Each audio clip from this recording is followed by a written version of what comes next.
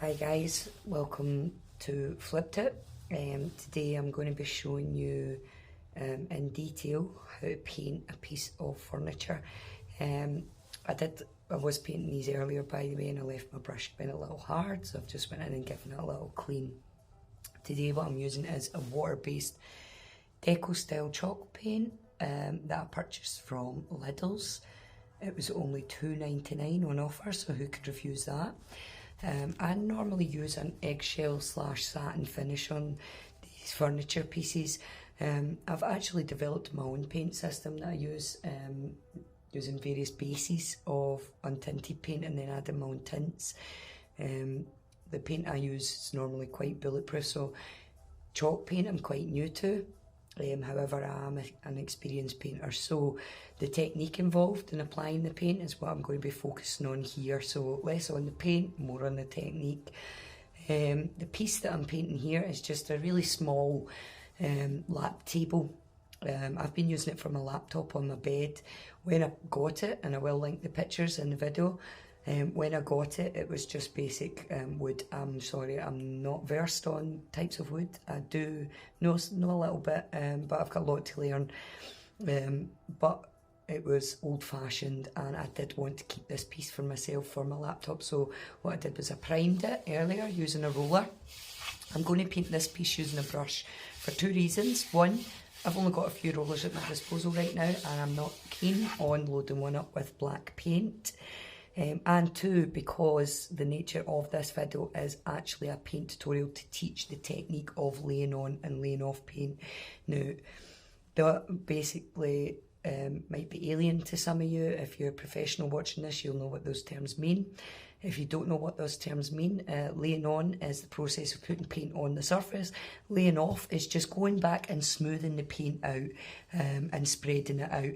Now, how I describe the process to my trainees, and this might sound a bit strange, I'll say to them, imagine that you're buttering a slice of toast. You've put the butter on too thick in one area and there's not enough butter in a couple of other wee areas.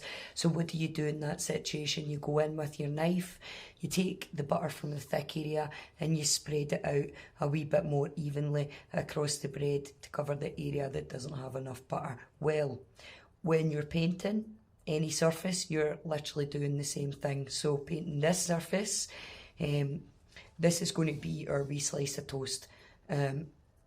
This piece, although it might not look like that to you guys, if I was to go a bit closer up, you would see that this piece is actually different sections. The wood runs in different directions because of these sections. So this bit, the grain was running this way, and in this section, the grain was running this way. As a general rule of thumb, when you're painting a piece of furniture, you want to keep the paint within the sections where the grain and go in the direction of the grain. So I'll go into that a wee bit more while I'm painting it. I'm just going to dip the paint. Normally I would do this from a kettle, but I'm just going to do it in the tin and then tap off the excess on the lid. If you're doing it in a paint kettle, which I advise you do, your paint will be in the kettle. You're literally dipping the paint, tapping it on the side a couple of times, and that'll remove any excess paint so that your brush isn't dripping. You don't want dripping paint. You want the brush nice and loaded, nice and wet, but not absolutely dripping everywhere and making a mess. So we'll focus on this wee section. Actually, we won't. What we'll do first is we're going to fill this inside ring. Now, like I said, I would normally paint these pieces like this with a roller, but using the brush, doing the inside section, literally all you're going to do is with the brush at a very slight angle. Now, there is a particular way to hold the brush. How we hold the brush is kind of like how you would hold your pencil. Now, imagine how you would hold your pencil. If you must, go and get a pencil, hold it. We'll have a look at how your fingers are placed when you're holding the pencil. Hold your brush the same way. And the reason why is because you have got so comfortable using a pencil over the years. It is second nature to you. When you first learn how to hold a paintbrush, I find it's beneficial if you hold the brush in the same manner so that it feels just as comfortable to you as what painting using your pencil would. So the way most people tend to use a pencil is with your finger. We usually use this wee spine as a guide, but your finger on the top of the spine, 3 fingers wrapped around the back, and your thumb for support.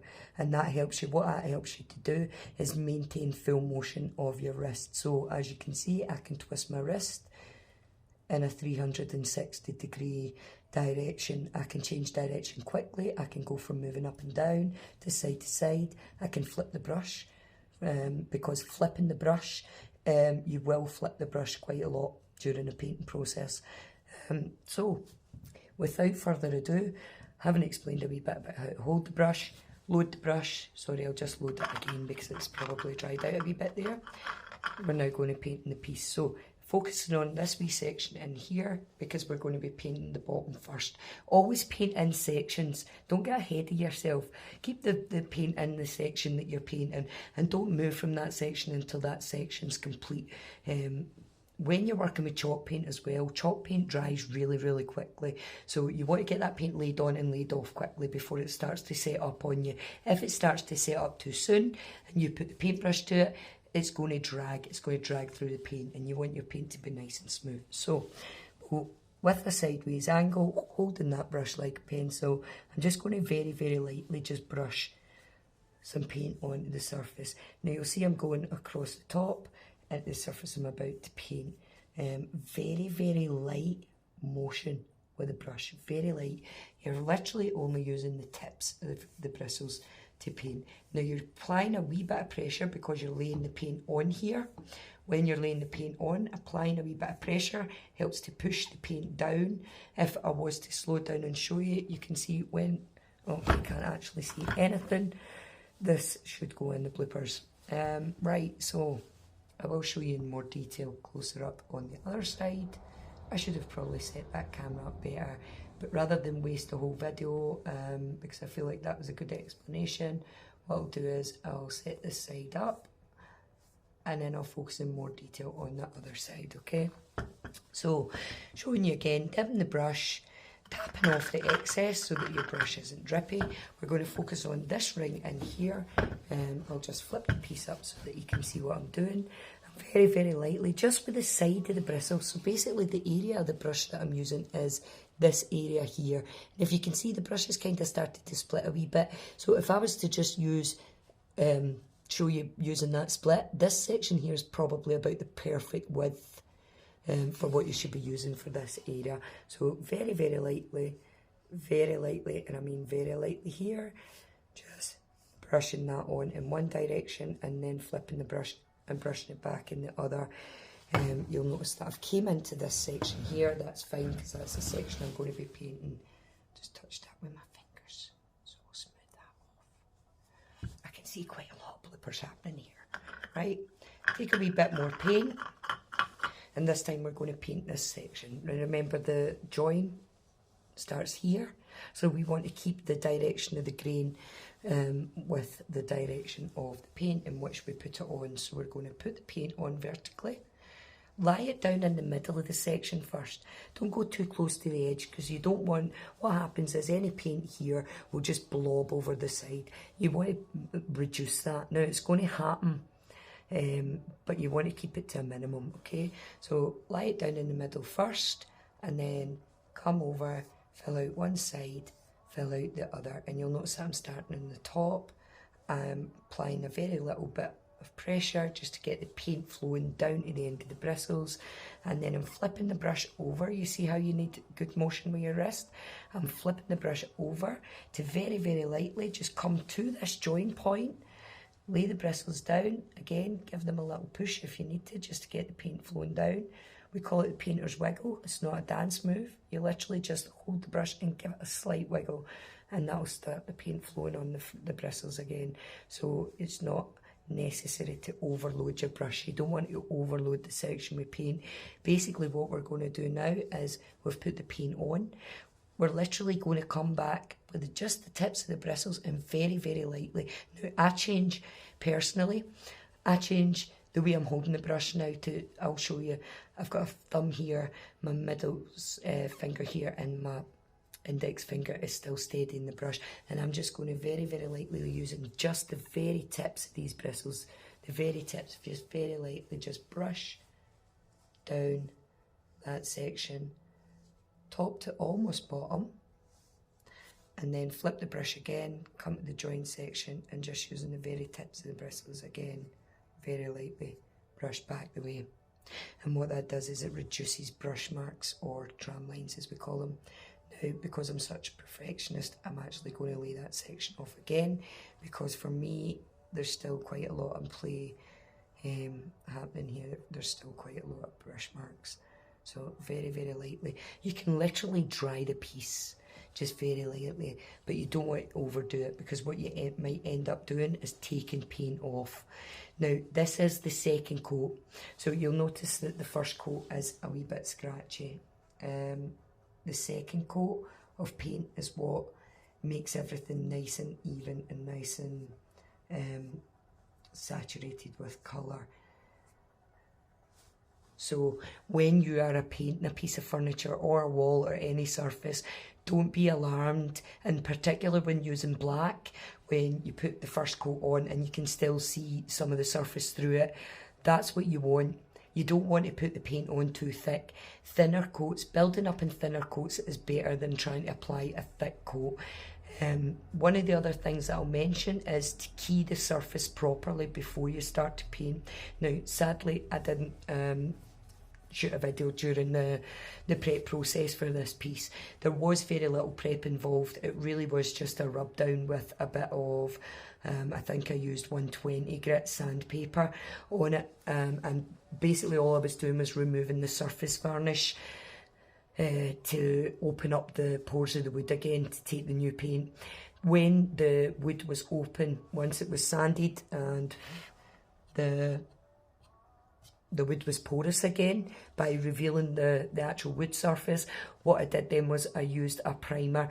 Now, I've only got white primer, so what I did was add a bit of black eggshell and some of the black chalk paint to the primer, just to get it to a sort of dark grey, so that when I was covering it wasn't as difficult to cover. It is quite hard to go from black onto white and vice versa. So if by using a grey primer, you can kind of reduce the amount of coats necessary. There's one thing that is a swear word in the industry, which is the third coat. No painter ever wants to have to give a third coat. However, sometimes it is necessary. So depending on what kind of paint you're using, what kind of surface, sometimes you are going to have to do that dreaded third coat. However, with most paint systems, 2 coats is sufficient. What I will say is, don't ever think that you are going to get away with 1 coat. The only time that 1 coat is ever good with paint is when you are refreshing a wall that is already that colour, and the wall has been done recently, and the paint is really good. However, in most situations, 99% of situations in painting, is 2 coats, always 2 coats. One of the first things I was taught when I went to college to train as a decorator, I'll never forget, one of the first things that one of my lecturers said when I said about, but what if it's 1 coat paint? He said, there is no such thing, and the manufacturers who claim such things should really be done for it, because most paint systems do require 2 coats to be solid and to be durable. So, yep, I've painted these 2 wee sections. I'm now going to paint this 3rd wee section. If I think of anything else that I can teach you during this process, I will say so. However, for the most part, I'm just going to sort of get on with painting this. So I'll flip the piece again so you can see what I'm doing. Focusing on this wee section here, basically taking it from the 2 join marks where I left off before. For me, there's still a bit too much paint on that brush to go into this section, okay? I don't want loads of paint to flip over the other side, because what I'm going to have to do is leave this piece drying on its side, with this side facing up while it dries. So the last thing I want is a wee lip of paint to gather round here and go hard, so that when I flip the piece over, I then have to sand away. That I really don't want. I want to minimise the sanding process, because sometimes if you have to sand that wee lip, it can actually take off the first coat. I don't want that. So focusing on this wee bit, but what I'm first going to do is just take a wee bit of that excess paint on, and off, and I've laid it down on the section that I'm going to be painting next. So again, using just about a third of the surface area of the brush, very, very lightly using the wrist, first in one direction and then the other. What I'm going to do is actually flip it to the other side because it's missed that side. I'll show you in a second, a close up, and then very, very lightly again, just lay it back off using the very, very tips of the bristles, just to reduce any brush marks. Now I'm going to focus on this big flat section here. I'll move the piece a bit closer to the camera and the light so you can see what I'm doing. Dip the brush, tap off the excess on the lid. However, I do recommend you use a kettle. I do have kettles lying about. There's actually a paint tray here. However, I'm lazy and don't really like cleaning them out, so where I can, I will just paint from the tin. Yes, so lay the paint down in the middle again. Now, one thing I'll say to you is when you're laying paint down, this process should feel smooth. The paint brush should just literally glide through the surface. If it starts to grip the surface or drag in any way, shape or form, get more paint on. Okay, there's not enough paint. One thing I will say to you is you can't really put too much paint on, because if you do during the layoff process, when you're doing that light brushing motion with the tips of the bristles, that will take off any excess paint that you put on. However, not putting enough paint on, that's drastic. That can't really be fixed. You want each coat that you apply to be even, and so you don't want to miss any bits.